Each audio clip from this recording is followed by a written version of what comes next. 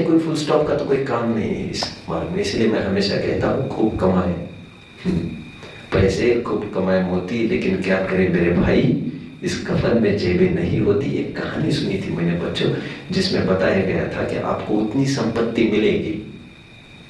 एक बार ऐसी बात हुई, जितना तुम दौड़ोगे शाम तक, जितनी जमीन तुम दौड़ोगे उतनी जमीन तुम्हारी।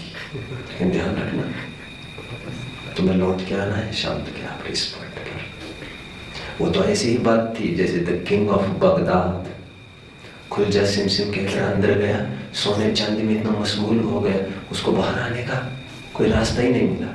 और लगभग चकाचौंध में आदमी जब घुसता है, उसको बाहर निकलने की कोई आर्ट स्किल ही पता नहीं है।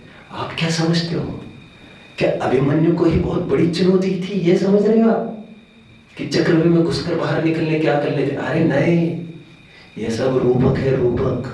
मैं ये नहीं कह रहा हूं अभी कि महाभारत सब काल्पनिक है, मैं ये भी नहीं कहना चाहता, क्योंकि ये कौन कह सकता है कि ये सब कुछ हुआ ही नहीं, ये तो सर्वज्ञ ही कह सकता है। कोई मुझे कोई आपत्ति करने का अधिकार भी नहीं है, महापुरुषों के न होने पर मैं कोई टिप्पणी भी नहीं कर सकता। मैं तो जरूर ये कह रहा हूं, लेकिन ये एक रूपक भी है।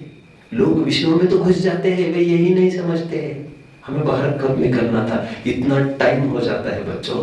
बात उस भ्रमर की नहीं कह रहा हूं मैं, जो फूल का स्वाद लेते लेते सूर्यास्त हो गई और निकलना ही चूक भूल गया, और दूसरे दिन तो उसकी लाश निकलेगी, वो नहीं निकलेगा, तब तक वो चल चुका होगा। फिर क्या सूंघोगे और किसका मजा लोगे? तुम भोगों का भी मजा लेने के लिए तुम्हें जीना जरूरी था, और तुम भोगों ने तुमको किस कगार पर लाकर खड़ा किया। बच्चों मुझे याद है मेरे सर्कल में, मुझे कई दफे कहा है इस बात